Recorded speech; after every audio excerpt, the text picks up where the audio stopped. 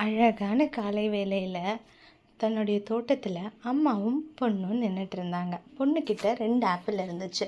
அம்மா ஆசையாக தன் பிள்ளைக்கிட்ட, சின்ன பாப்பா அவங்கக்கிட்ட, பாப்பா எனக்கு ஒரு ஆப்பிள் கொடு அப்படின்னு கேட்குறாங்க. பாப்பா கிட்ட 2 ஆப்பிள் இருந்துச்சு. பாப்பா என்ன பண்ணுச்சு, முதல்ல ஒரு ஆப்பிளை கடிச்சிடுச்சு. அம்மா பார்த்துக்கிட்டே இருந்தாங்க. சரி இன்னொன்று கொடுக்கும் போல் அப்படின்னு சொல்லிட்டு கொஞ்ச நேரத்தில் என்ன பண்ணுச்சு, பாப்பா இன்னொரு ஆப்பிளையும் டக்குன்னு கடிச்சிடுச்சு.